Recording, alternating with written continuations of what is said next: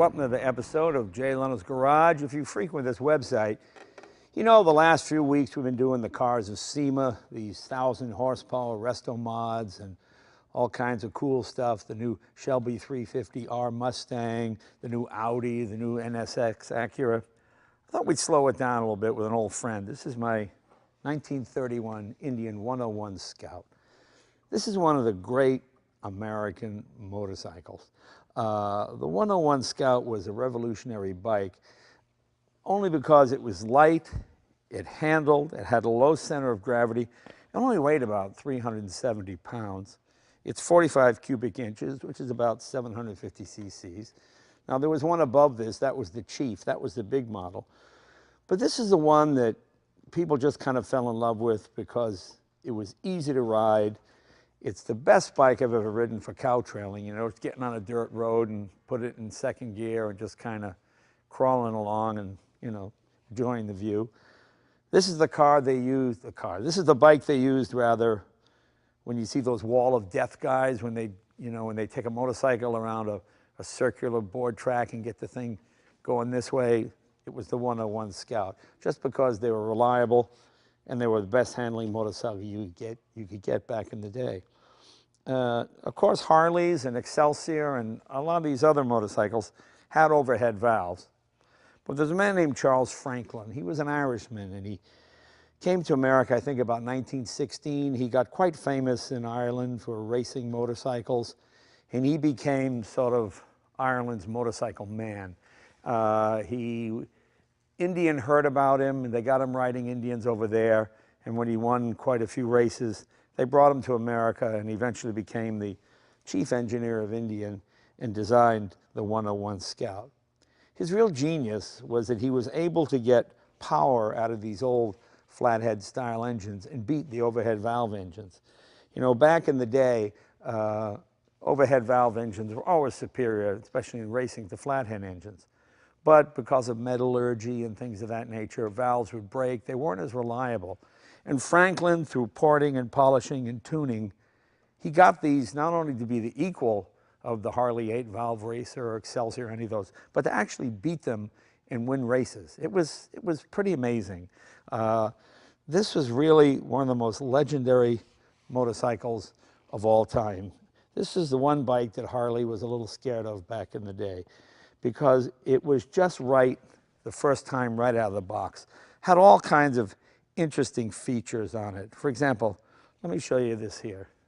As I said, it's 750 cc's, 2 camshafts, 1 for each cylinder, and each camshaft had only 1 lobe, the cam doing double duty, both the intake and the exhaust valve on each cylinder.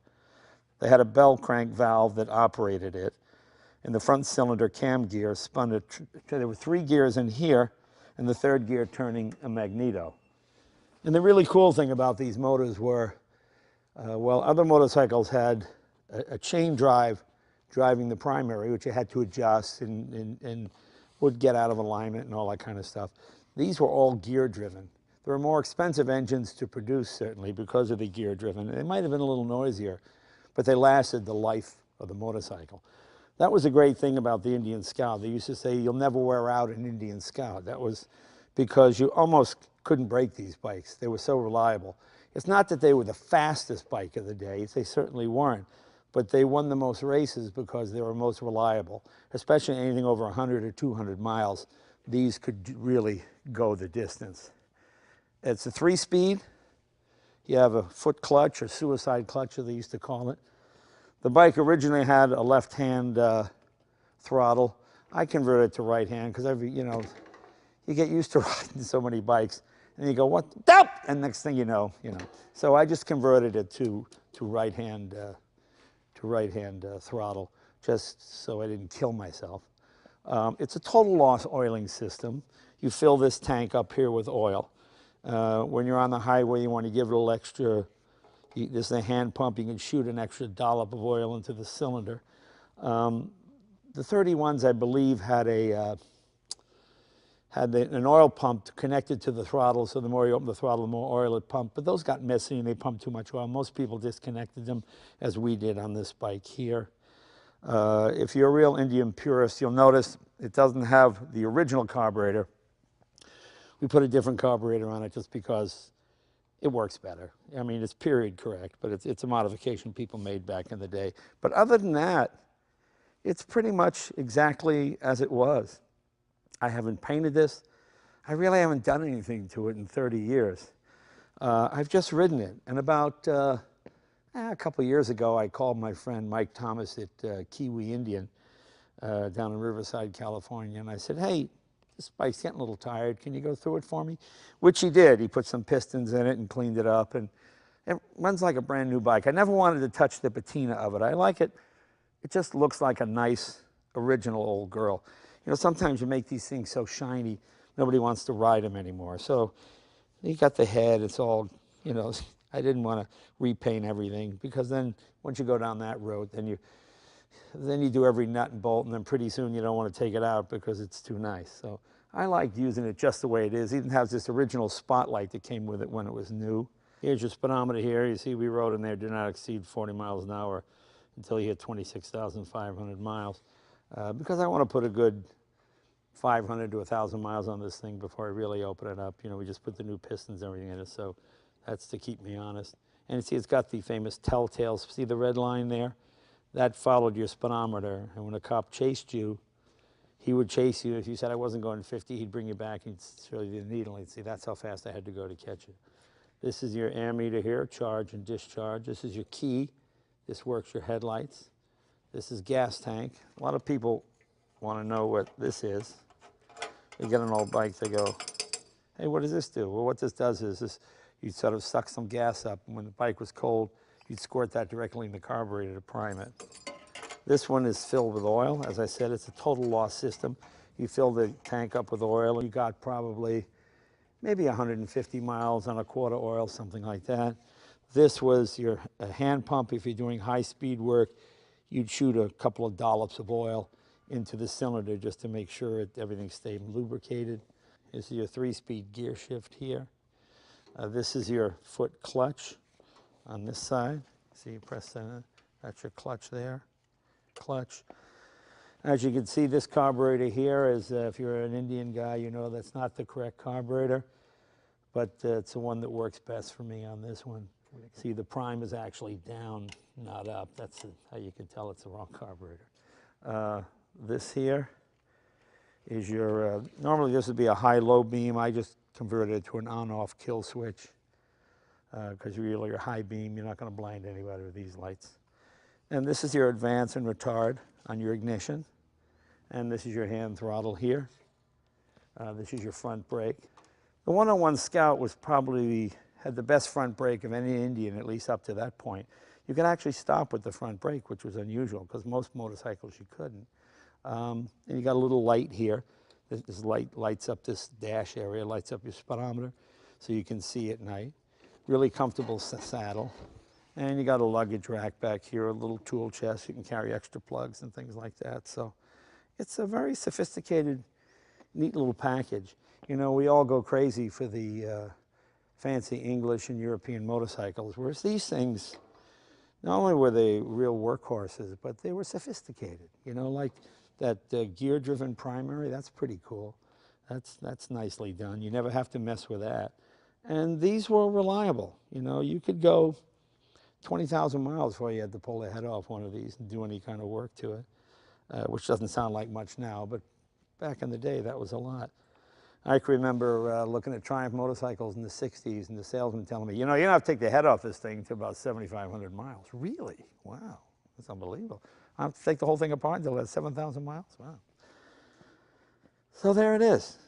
It's your horn. As I said, front brake. If you'd like to know more, this is a book called Franklin's Indians. It's about Charles Franklin. Harry Suture, these guys that write these books, they don't get rich. You don't sell 1 million copies of a book on Indian Scout motorcycles. But I'm so grateful to guys that write these things because they save all this history. I mean, there's an illustration in the book here of how the primary works on the early Scout. See that? Okay, see? Nice gear-driven unit there. Way more sophisticated than a lot of the European or Italian motorcycles of the period. And this book is filled with all kinds of great period pictures. The thing that really killed motorcycling in America was the Model T. I mean, a bike like this was over $300, and Model T was $260. Why would you buy this with a sidecar when you could get an automobile that you could take your whole family out in? England, motorcycling was more popular because people couldn't afford automobiles. But it's all in this great book. It's really terrific. It's called Franklin's Indians. I have no part of this book. It's not like I got a financial interest in it, but if you enjoy reading about the early history of American motorcycles, especially how they did in Europe, you know, these won the Isle of Man, I think, in 11 or 10, something like that. They came in like 1, 2, 3, 4. I mean, it was really impressive. American motorcycles, you know, we tend now to think of them as a little old-fashioned, but in the turn of the century, Indian even had an electric start model in the teens, which was really, really rare. It wasn't real successful, but it shows you how ahead of the time they were. But listen, let me put this book down, and we'll take this thing for a ride. I see now the engine's cold, so I'm going to turn on the fuel. Now, you don't have to tickle these like you do British carburetors, but you might want to put your choke on or your prime and maybe give it 1 or 2 kicks just to pull some fuel into the cylinder.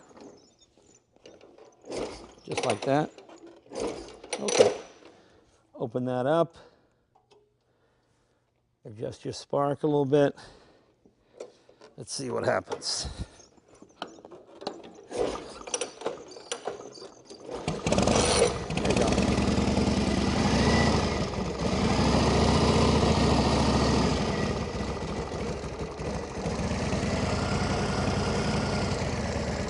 As you can see, very sweet running bike.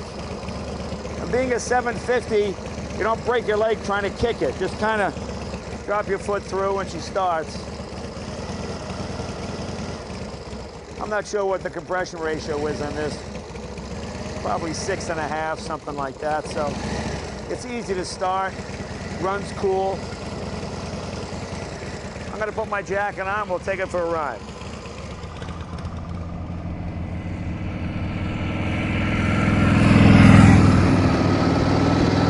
It's a really comfortable riding position, you know?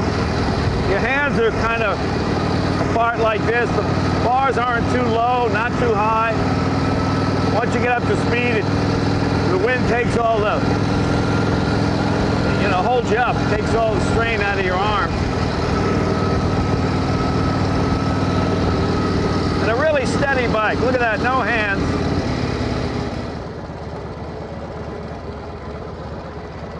You know, modern bikes have gotten so fast that anything less than 100 seems boring, whereas this, 45, 50, 55, it's kind of a nice cruising speed. You get to take in the smells and the sounds and the things that are happening around you.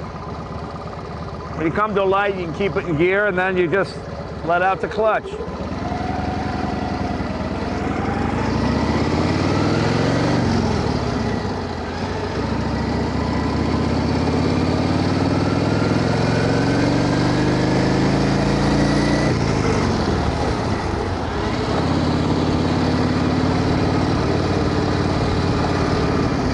A hand shift on a motorcycle.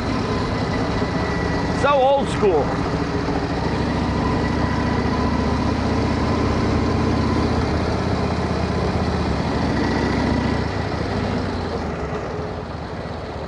There's a lot of stuff for your hands and feet to do. You're adjusting the throttle, you got your spark advance, got your foot clutch, you got your hand shift.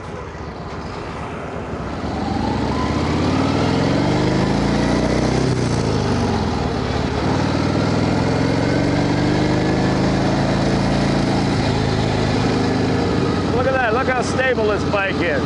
You go over bumps. You can see why they use these for stunt shows. You can't help but smile when you ride these things. And Indian exported motorcycles all over the world, much more so than Harley Davidson back in the day. Indians were huge in Europe and in England. In fact, the bikes are so good, the English actually put tariffs on them because it's hurting their home market.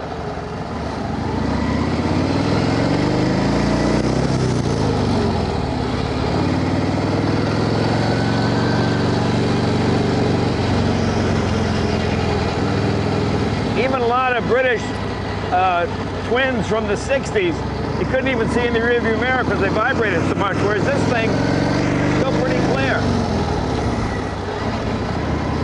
This is exactly the kind of road this machine likes, a fast 2-lane B road. And you know, with this sprung seat, you don't really miss the suspension at all. The hardtail's fine, unless you hit a really big bump. Oh my God.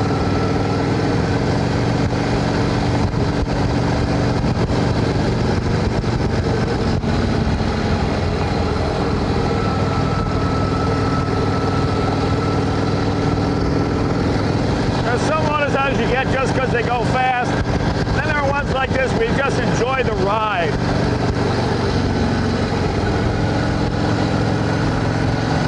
I mean, how cool was this in 1931? If you were a young guy, 20 years old, this is probably your first taste of freedom, having something like this.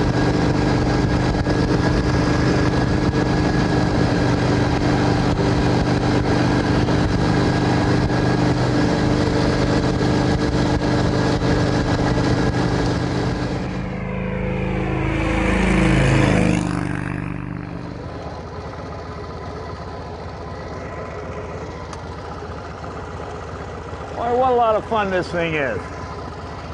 You know, this is just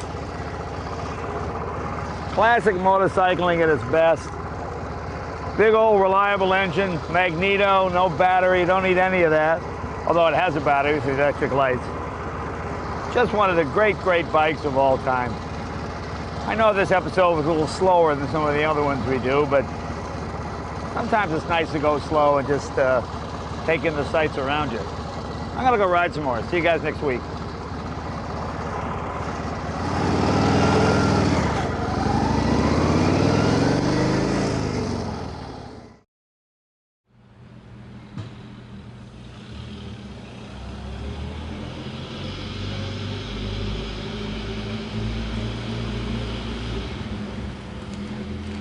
Mm-hmm.